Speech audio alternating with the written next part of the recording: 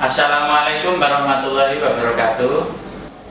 Waalaikumsalam Waalaikumsalam warahmatullahi wabarakatuh. Alhamdulillah anak-anakku pembinaan biologi, hari ini kita bisa bertemu kembali untuk membahas materi pembinaan dan pendalaman di bidang mikrobiologi.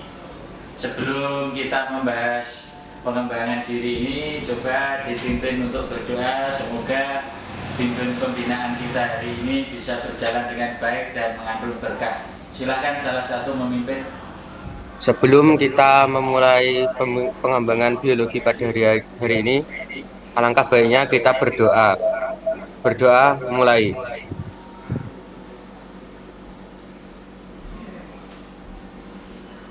Berdoa selesai. Nah, terima kasih Rafa. Baik, kemarin sudah saya berikan soal tentang mikrobiologi dan sedikit ringkasan tentang mikrobiologi. Sudah dipelajari? Sudah di-download? Sudah. Baik, oke. Hari ini kita akan coba membahas teknisnya, ya, tiap anak nanti kebagian 5 soal, karena soalnya ada 30 dibagi 6 anak, sehingga nanti tiap anak dapat 5 soal. Baik, kita lihat soalnya. Bentar. Ada soal nomor 1 sampai 4. Sudah kelihatan itu? Sudah, ya. Ya, kalian sendiri jangan print di rumah ya.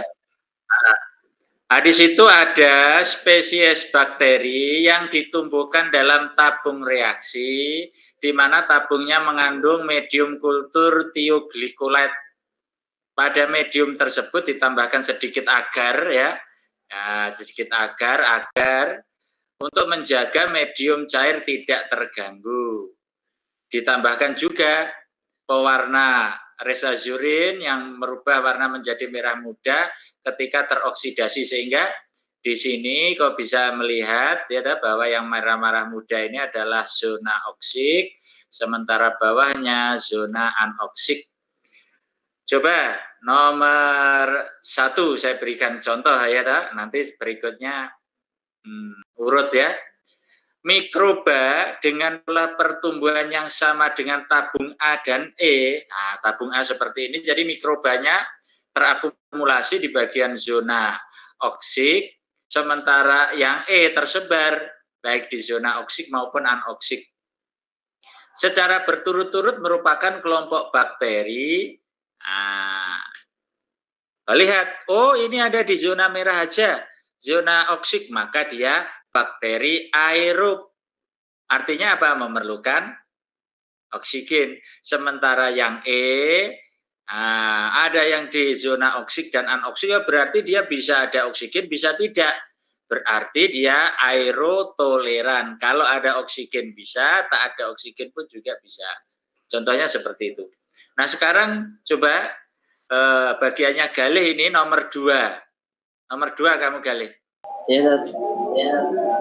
Jawabanmu apa Galih untuk mikroba yang Jawaban saya A. Air danau. Air danau, kita lihat yang D. Oh, dia terakumulasi di daerah aman saja. Nah, benar, Galih. Jadi dia ini di lingkungan danau di daerah Gotik. Betul. Nomor 13 sekarang. Ada yang tahu? Nomor 13? Tidak tahu, Dad. Tidak tahu ya, dah. Oke. Mikroba yang biasa hidup pada suhu tinggi, termofilik ya, dah, istilahnya, memiliki struktur membrannya adalah bukan fosfolipid bilayer, tapi monolayer lipid. Nomor 17 soal OSK 2015. Soal OSK 2015 nomor 17. Jawaban saya itu, Dad. B. Apa? Ya kan? B. B. Itu karena B. Karena apa? Karena kan itu, Dad.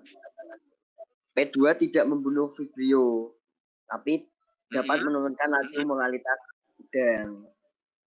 Oh ya, oke. Jadi benar ya. Sekarang nomor 22. Kamu milih apa nomor 22 itu? Perhatikan, berikut pernyataan yang benar dari ketiga spesies bakteri tersebut, kecuali, berarti kan milih yang salah ya. Alat. Bakteri B. Bakteri B memiliki kemampuan bertahan hidup paling tinggi dibandingkan kedua bakteri lainnya. Kita lihat bakteri B kemampuan hidupnya lebih tinggi karena kurvanya naik begitu. Yang lain apa jawabannya? Ada jawaban lain? Siswa lainnya? C, Tat. Ada yang C. Ketiga bakteri kemungkinan memiliki nice relung yang. Nah, jadi kurang tepat semua ya. Nah, mungkin aja betul itu yang A. Yang C juga betul. Dia memiliki relung yang kemungkinan saja sama karena ada di density seperti ini. Nah, yang salah adalah bakteri C kemungkinan mengeluarkan zat antimikroba yang dapat membunuh bakteri lainnya. Kalaupun bakteri C mengeluarkan antimikroba, mungkin begini, karena dia diikuti juga oleh bakteri A. Jadi dia tidak mungkin mengeluarkan antimikroba bagi bakteri lainnya, yaitu bakteri A itu. Kalau dia mengeluarkan antimikroba, maka ketika dia turun begini, bakteri lainnya akan naik. Nah, nomor 30. Apa menurutmu nomor 30? Menurut saya A, Tat. Penyerapan air. A. Penyerapan air, ada jawaban lain? Kalau saya C, Tat. C. Kerusakan pada situs skeleton atau rangka selnya bakteri. Yang lainnya? D, Tat. D. D. Kerusakan pada membran plasma. Oke. Inkubasi dari bakteri gram negatif dengan lisosim pada media isotonik menyebabkan bakteri berbentuk batang ini berubah jadi bulat dari semula basil menjadi kokus. Hal ini menyebabkan terjadinya fenomena di bawah ini. Fenomenanya apa? Dari basil menjadi kokus, dari batang menjadi bulat. Berarti kan ada apa? Bagian luarnya yang berubah. Mana yang berubah atau yang rusak? Bagian paling luar dari bakteri apanya? Dinding selnya. Dinding selnya. Maka yang jelas, yang pasti fenomena tersebut terjadi karena kerusakan dinding sel. Begitu, karena dinding selnya rusak sehingga bentuknya akan berubah. Oke anak-anak, itu pembahasan kita di materi mikrobiologi. Memang ini materi ini memang agak-agak sulit, oleh karena itu kalian sering membaca dan yang paling penting sering berlatih soal, ya, sering berlatih soal. Karena kalau dengan berlatih soal kita bisa niteni biasanya, oh soal ini saya belajar, pernah saya kerjakan, jawabannya ini ketika ketemu soal lomba atau olimpiade ketemu jawabannya begitu. Nah itu untuk materi kita hari ini. Terima kasih. Tadi saya lihat kurang lebih 78% materinya kalian kuasai, hanya kurang teliti aja. Mungkin kurang mendalam berpikirnya, ya, analisanya, pemahamannya perlu ditambah itu. Semoga ini bermanfaat. Untuk pertemuan yang akan datang, kita akan membahas materi anatomi dan fisiologi tumbuhan. Nah, untuk latihannya biar kalian paham, coba kalian membuat teka-teki silang tentang mikrobiologi. Isinya tentang konsep-konsep mikrobiologi, kalian buat TTS. 10 konsep aja, ya. Oke? Nah, ya, mari kita akhiri dengan bacaan hamdalah. Semoga ilmu yang kita pelajari hari ini menjadi berkah. Amin. Alhamdulillah.